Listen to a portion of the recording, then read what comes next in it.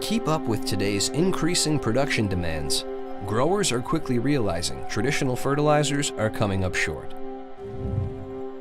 Beyond a single form of sulfur, MicroEssentials with Fusion technology delivers sulfate and elemental sulfur for season-long availability. Early in the growing season, sulfate sulfur provides young plants the nutrition needed for optimal growth. But plants dependent on sulfate sulfur alone are left vulnerable to the yield-robbing impact of leaching. But MicroEssentials is very different. Over time, microbes in the soil more efficiently convert the elemental sulfur into sulfate, continuously supplying the crop throughout the entire season and beyond. Only MicroEssentials with Fusion technology delivers season-long sulfur for steady nutrition throughout the growing cycle, resulting in higher yields and higher profitability.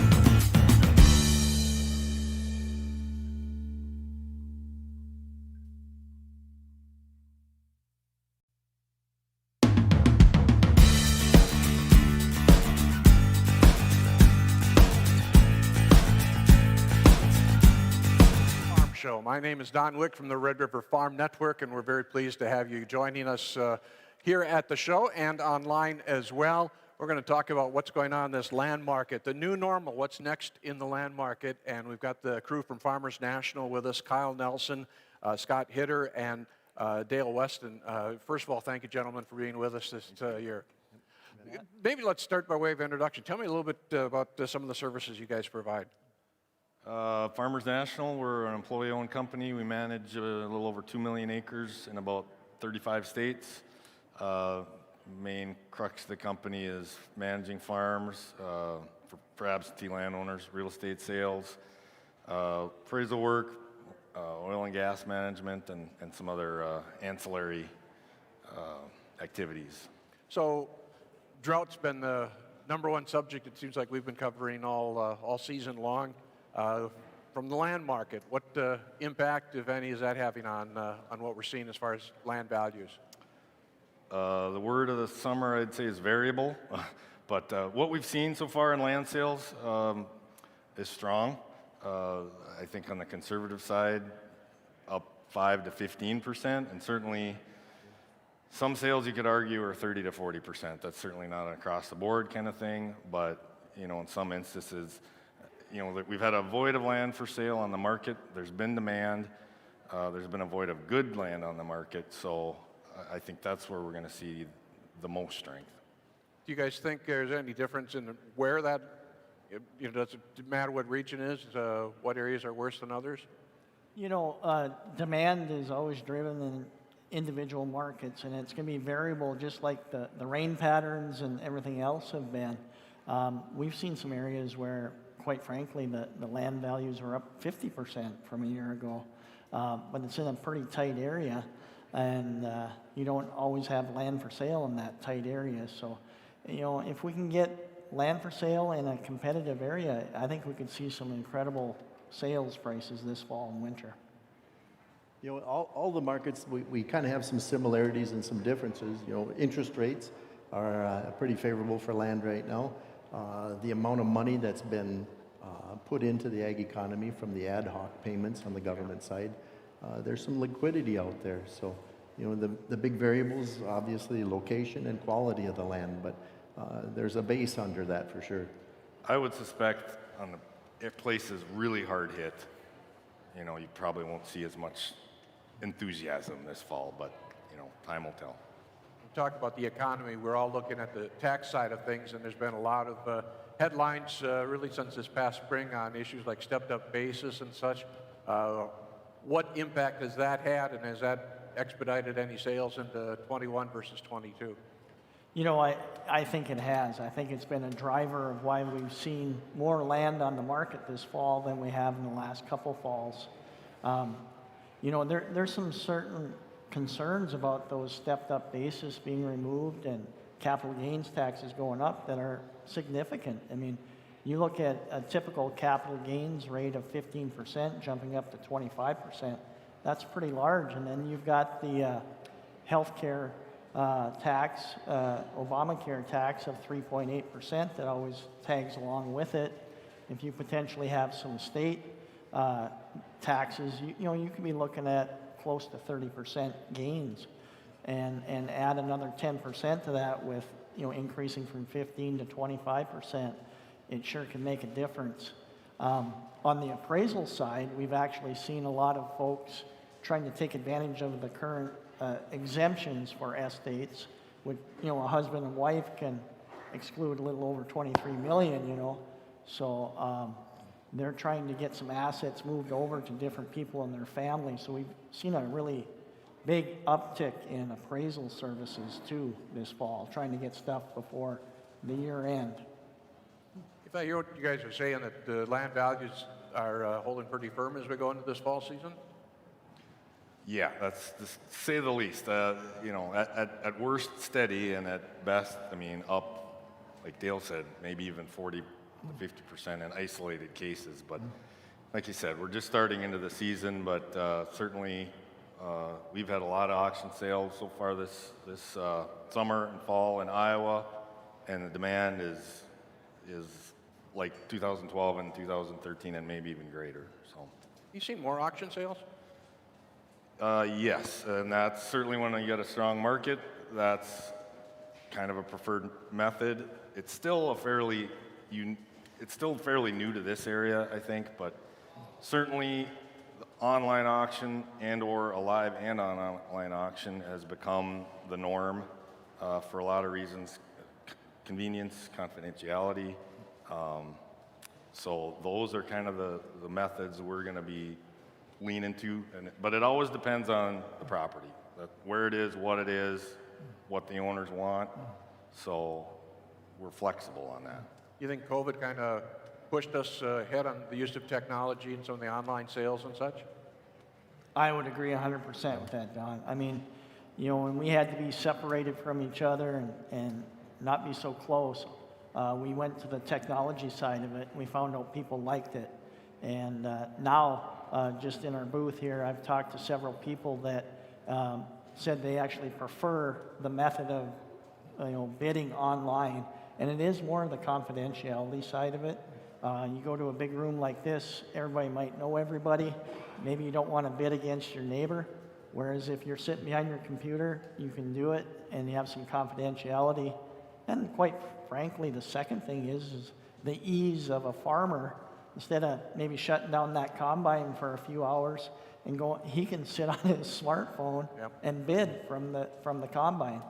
You know, in the actual technology that's getting used, sometimes if it's new, you worry about the reliability. What we've seen is it's a reliable source, and it seems to have extended out the window also, where, you know, time frame where if guys are busy, you still have time to be on that phone. So I literally took a phone call this morning, and that was clearly his biggest concern was confidentiality. So I mean, we find that more and more. Do you find the investor types using the and that gives them an opportunity maybe on some sales? I think so. Yeah, I would agree with that. The investor types can bid from multiple states away, as long as they have knowledge of what they're bidding on. And yeah, we definitely have seen an uptick because we see the registrations come through on the bidding site, and definitely more people from farther away are bidding on the parcels. We've been talking about land values. What's happening in the rental market? Sure. So the rental market, if we go with the assumption that the rental rate was at a fair rate to start with, the rains this last few rains the last month has made a world of difference in attitudes and opinions and things like that. One of the concerns we have is obviously the cost of inputs going into 2022. That's going to be a big variable. Working for an absentee landowner, they hear where the commodity prices are. They hear about the drought, things like that. I would say at a minimum we're going to be steady, and in many instances we probably will see an increase, maybe not large, but potential for an increase in some rentals. Is it primarily cash rents we're talking about? Correct. Yeah. North Dakota is primarily a cash rental market for sure. Yeah, we have some flex leases too, and the nice thing about that is hopefully those float along with the market, but I can foresee making some adjustments to those. Everyone's different. I have a cap on mine, and those caps might go up probably, and whatnot. So, but yeah, I agree with what Scott has to say. One of the concerns in if we're having open and honest conversations with our absentee landowners, almost always one of the top priorities is my farm being taken care of. As the inputs increase in costs, the farms, they need to look at, where am I going to put my money? Am I going to go away from corn? Am I going to go away from wheat? What am I going to go with? It's important for the owners of that land to know that their farm is being maintained, and fertility levels is a huge part of that. So there are instances where they'll forego a rental rate increase if they know that ground is still going to be maintained at that same proper level. When I think of an absentee landowner, it's not just one individual a lot of times. It might be 5 siblings that all have a role in that, and they might all have different interests. That's got to be a little challenge as you work through that process. That's why we make the big bucks. Good. I would say that, when you get back to the sales side, a lot of times that's a motivating force too, especially, they're removed from the farm, they're maybe in their 60s or 70s, they realize the next generation has never seen the farm and is not going to agree on what to do, so they realize that cash is easier to deal with than asset, so that's, they realize we probably should look at selling. So when we're just quickly back to rental rate or rental situation, what's the normal term? Is it year to year or multiple? Sure. So Farmers National, it will vary a little from region to region. It's kind of like what each region's appetite is, so to speak, and what they're doing with it too. If you're in the valley and you've got beets in a rotation, you want to know you got that ground. So you're going to want a secured contract. The bulk of the leases I do, they're 1-year leases, but it's on my shoulders, so to speak, to work with the tenant as well as the landowner. We're partnered in this. We're not out there to get the top dollar rent, because that's extremely short term. Somebody's not going to take care of their ground if they're paying a stupid rent. So it needs to make sense for everybody. You get out in western North Dakota, I've got some farms out there I manage, and we do 2- and 3-year leases out in the western part of the state. I've seen so many tile plows running this summer. What's that do to land values, and especially when you're trying to sell that land into the future? Well, the thing is with tile, it's a fairly new thing around here, relatively speaking. I mean, the last 10 to 15 years, most of it's done by operators. So at any given time, there's not a ton of sales of tile land. So that's always the question, how much does it add in value? And the answer is, it depends. It may not, for an absentee landowner, may not add the cost of that tile in value right away. It depends on the kind of soil profile it's in. Certain soil profiles, it helps immediately. Some of your sandier soils with a higher water table. Some of your heavier soils, it's more of a consistency issue. So From a value standpoint, around here, you know, because I just had a quote given to me the other day, it was $1,300, which was a little bit, I think the range Andy cited yesterday was $800 to $1,200. So would it add $1,300 an acre value to that land? Yeah, I wouldn't want to guarantee that, that's for sure. But it certainly has the long-term benefits in consistency. And I'm an advocate of drain tiling as much as we can. So. You know, I heard you talk about appraising earlier. Educate me, what's the purpose of getting an appraisal done? Why do you do that? You bet. Yeah, there's multiple reasons why people want appraisals.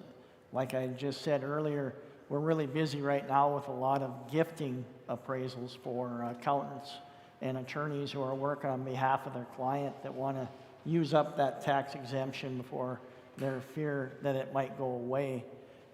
Obviously, you do appraisal work when you're dealing with an operator's lender, if they're purchasing a property or refinancing a loan. We do a lot of appraisal work for banks as well. And then Kyle and I in our office here in Fargo do an awful lot of work with attorneys for estate work. You know, it's really important to get that step up in cost basis when you have a death in the family, in case that land's ever sold. You know, a lot of times years ago, there was just an estimate put on there, just in the lawyer's office sometimes, and now people are coming back to us saying, gee, do you have sales from like 2001 because we didn't have it appraised when mom passed away? And, you know, that creates a little bit harder process for us to appraise something like that. And usually we can get it, but in North Dakota especially, we were a non-disclosure state until 2017, which means that people didn't have to put the consideration or the price paid on the land on the deed. Now it is on the deed, so it helps us quite a bit. And there's just more public sales than there used to be, so we have better data now in the last 5 to 10 years than we did 20, 25 years ago. So what's the best way to determine the value of that land, what you're appraising it at? We comparable sales, and that's where we hope and we think we add value, because we look at that property and we analyze the data. It's more than the coffee shop talk, you know, that, oh, such and such land sold for $5,000 an acre. Well, you know, there's maybe more to it than that. So, you know, comparable sales is the crux of it. And we do the legwork to look at property and talk to landowners if we can. As phone books disappear, it's tougher to find phone numbers, so it doesn't happen as much as we'd like. But when you do get that opportunity, you often learn a lot. So. Talk about coffee shop talk. I got to look at that piece of land that sold, was around Waterloo, Iowa, 21. 22, I thought. Yeah. And the last high down there in 2012, 13, whenever it was 20,000, I think. And I think it was 2 neighboring farmers that had livestock, so they needed the space for manure. So that was unusual that an investor would drive it that far. Within that same article further down, they anticipate that record will be broken shortly. So I wouldn't doubt it. So in this geography, is there any differences in land values do you find, you know, based on where we're located?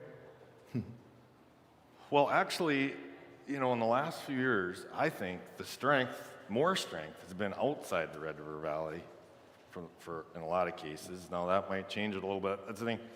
You know, a lot of the valley ground here is heavy, and we use the term heavy, and it's not really a positive term here. But certainly with the drought this year, we saw the advantage of that and the moisture that it retained. So, you know, certainly there's pockets of strength in the valley. The Grafton area has just got some tremendous land, and that's where a lot of the beet acres have gone. And you've got potatoes, you've got edible beans, you've got some higher value crops.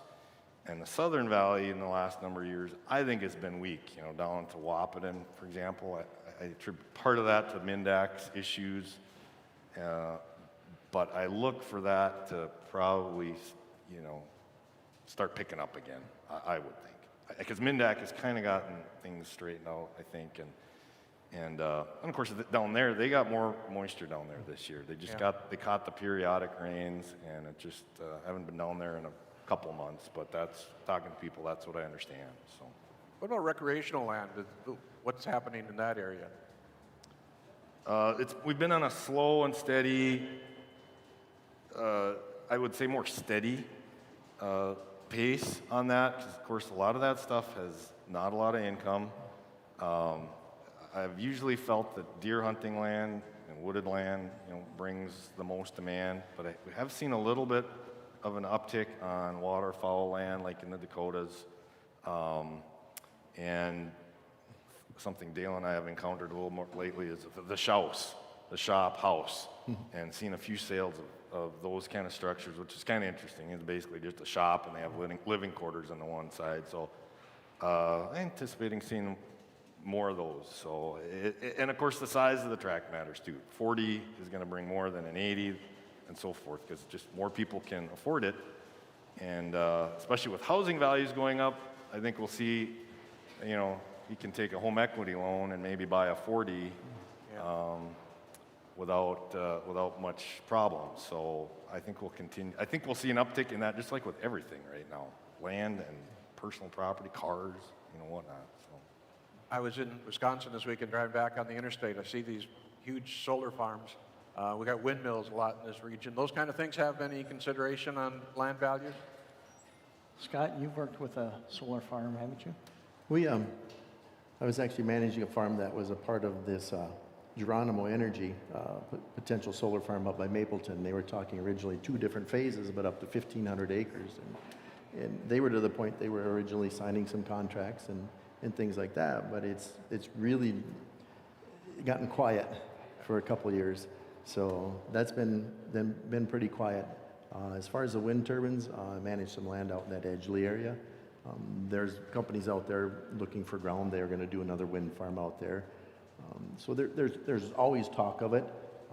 Impact on the farms, if we're managing a farm that has wind turbines on it, we're not seeing a decrease in the rental rates on that. Obviously, a solar farm would be a different story because that takes up all the ground.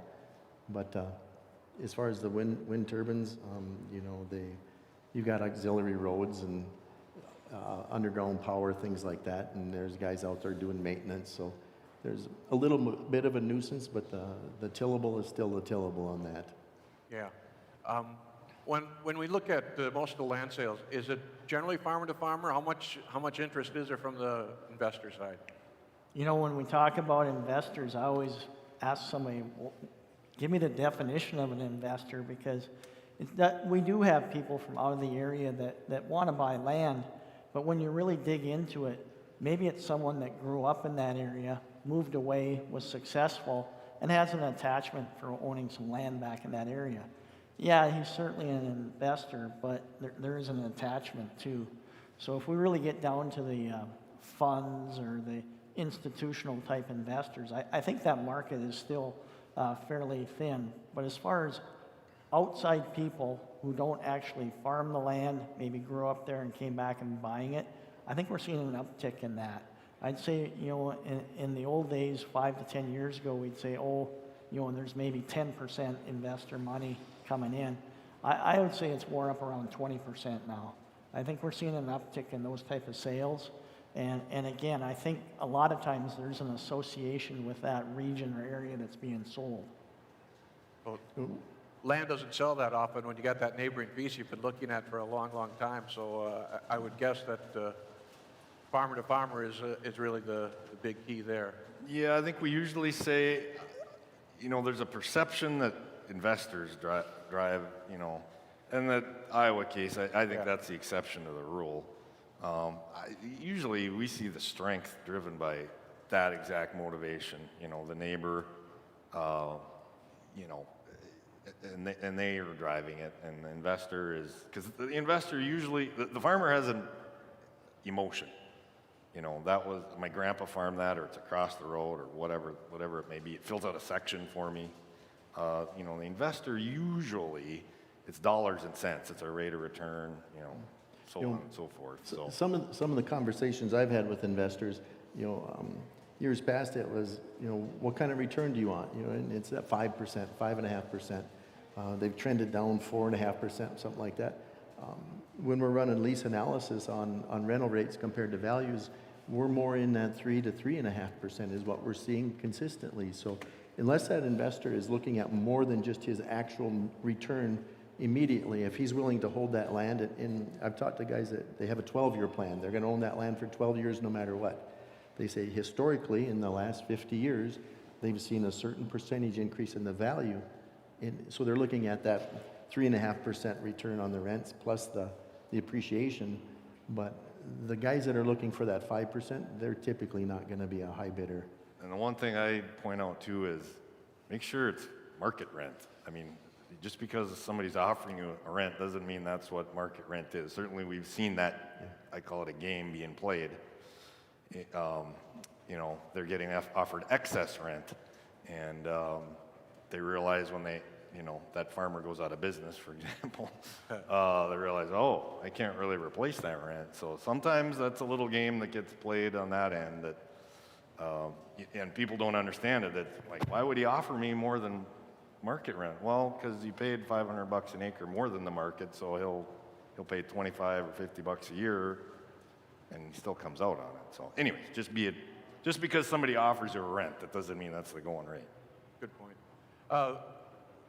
Is this the time generally when we see the land sales pick up, or? Well, I see the market's up double digits today, so I think I always joke that that's you know, the day the markets go up is the day to market your land. But yeah, you guys have any? I agree with that. You know, when the grain market's up, it's good for everybody.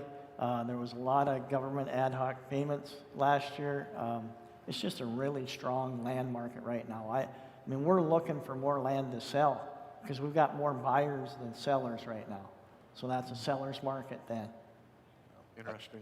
I get a number of calls that, you know, they tell me they're looking, and I said, well, that's great, you know, but I need sellers. I mean, I got buyers. So we'll see, you know, it looks like activity is going to pick up here, and we'll see how it shakes out. I think like this fall season into spring probably is the busy time. But have you had activity like this past summer? A little bit. I mean, we had more, I would say, you know, like I said, in Iowa, southern Minnesota, they started in August, you know, selling land on auction. I mean, I track them and watch them if I can on the simulcast. And boy, sometimes they've been every day and every other day. So it's become more of a 12 months out of the year kind of a thing. It depends on what the seller's needs are and what some individual circumstances might be. But, you know, obviously, of course, typically it's now through March. But in the farmers, they're the bulk of the buyers. They always will be. Cash flow. Yeah, you know, you got a lot of money going out in the spring, and you got a lot of money coming in the fall. So it's sometimes more favorable in the years of a good crop or a good income, so to speak, because it could be price more than crop. So. You guys have a ag stock division as well. I've seen some beet stock that has sold already. It seems awful early in the season. You know, it's as early as I ever remember back when I worked in the ag stock area. We usually didn't have sales until about when Crystal would come out with its payment projection in about the end of October into early November. This particular family that wanted to sell had a fair amount of shares for sale and wanted to make sure they make the December meeting. So we started marketing those actually about a month ago. And just in the last couple of weeks, we got them all sold, you know, in that 3,800 range, which is showing me that there's strength in that market right now. And Andy had a good comment too. You know, that's per share. So what's the ratio right now? 0.83 or something About that they let that, you plant. So that's you know, right around $5,000 an acre just for the, you know, right to grow them. So, and I don't know. Mindac is a pretty close knit, and we're not involved with them. So I'm honestly not sure what those are trading for. This session's called the new normal. What is the new normal when we're talking about the farm real estate business? To me, it's variability in shorter periods. You know, I was listening to your previous panel talking about, you know, years ago, wheat would maybe go up 10 cents in a year. Well, we got used to those cycles being just so slow. And now we've already kind of almost forgotten about 2012 and 2013, which were incredibly big years for land prices. They came down a little bit when the commodities decreased in 2014 and 15, but not nearly percentage-wise like you would have thought. And now here we are again in that same type of bull market in land values. Are we going to surpass 2012 and 2013, in just that short amount of years? And so I think that, to me, it's the new normal is variability in shorter periods of time. And I'll add to that technology, just think how fast it's changed. And obviously on the production side, but even on our side and how we do it, and you talk about the online auction, potentially drones. We don't use a lot of those yet. It's probably in the future. And even software and mapping software that we as appraisers use to better identify the quality of the land. There's a new map it measures the vegetative growth at certain periods during the growing season, so we can look at that. And it's one of the tools we use, but it's helped us a lot to be able to really determine the quality, because on any given year, you might have been either too wet or too dry, and it might skew how it looks. So if we can look at that, what that ground looks like over a period of time, I think we can better assess its quality. So certainly, technology and how fast it's changing, and what we're doing today might be out of date next year, or 5 years from now. So we have to be always looking forward on how we're doing it, and not just, well, this is the way we always have done it, which sometimes we get in the mode of doing because of the comfort level. So yeah, I see the technology. Your thoughts, Scott? I'd say they got that pretty well covered. Scott's got a drone, so I've seen him use it. So Yeah. So one of the things that's fascinating, and it isn't directly related to ag real estate, but the housing market just floors me. If you'd have told me 15 years ago investors would buy single-family homes and make it a career out of it and make it an entire business. The Zillows, the Redfins, they're buying houses now, they're reselling houses, they're renting houses. That technology, it is capable of expanding into other industries. My thought is be very careful of that. If there's an online company that says, you sign your farm up with us, we'll tell you how much rent we're going to get for it, there's a lot of fine print in that. I would always say just be very careful. There's some value to boots on the ground. There will be for the rest of my lifetime for sure. Yeah, there's more tools out there. The farms themselves, being able to monitor, to track per acre, to steer sub-inch, if it's a variable piece of ground, what is productive, what isn't productive. I fully anticipate at some point in time a tenant's going to come to me as a farm manager and say, Scott, 70% of this ground that you're renting is really productive, 30% isn't productive. I need to start paying you on the productive, not on everything. The more years that we continue to do this, the more years you layer that data, the more consistency you get and accuracy. So, Kind of cool to hear the crystal ball. Neil, did I hear you right that there's an expectation we'll top the records we had in the 2012 time period? I haven't seen any of them topped yet, and although Kyle just gave me some news of a sale back up home. I'm up in that Cavalier County, KNDK area, and that would be one that would be up near that record high. It just was amazing when we were selling land in 2011, 12, 13 in the valley for $6,000-$7,000 an acre. It was mind blowing, and now we kind of expect if we had a good piece, yeah, I'd list it for that. It wouldn't even bother me. And quite frankly, you get up into that Hoople, St. Thomas area, where they're very competitive on the potato ground, it would go higher. So just a quick story on, I had a call from a guy out in the eastern part of the country. His family owns some land, Richland County. And he's like, Scott, we're thinking on selling this. What can you do for me? What do I need to do as the owner, and what can you do for me? And we talked about, what is the value of your ground? What's the rents? What's the value? Do you want to get an appraisal? He said, well, I don't know if I want to spend the money. I said, let's do this. Let's start. I'll get you my market opinion. Basically what that consisted of was, what do I know of the sales? Go to the courthouse, get all the recent local sales from 2021, 2020, try and compare quality of land with those sales and get close. And on this particular one, what I did is I came up with a number and I gave him the number and I cautioned him. I said, right now in this current market, I said, I can see a 10 to 20% valuation over this current market opinion. It wasn't probably 3-4 days later, he called me, he says, Scott, I got good news and bad news. He says, we did sell the farm to our local tenant, and we were the 20% over the appraised value, or the market opinion, not the appraised value, but the market opinion. So what I'm saying to you guys is, you know, I won't say, obviously don't not sell to your tenant. It's your ground, do as you choose, but don't just automatically go with, okay, this is just what I've seen in the past 6 months or year. This market is really fluid. So, Anything you'd add, Kyle, on where this land market's going? Well, I think I agree with Dale. I think at the high end we're gonna on the good quality ground. I think we'll end up at least where the highs we saw in 12 and 13. Question will be on the second and third tier ground if we see that same kind of strength. Because that to me that's the kind of ground that went up too high in those years, and that's when the market corrected. Though that was the ground that really took a hit.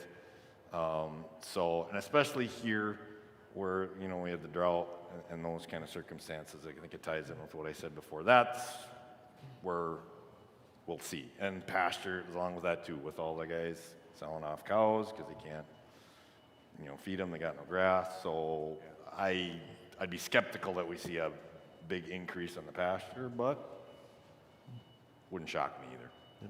We're getting close to wrapping up. Any other final thoughts here?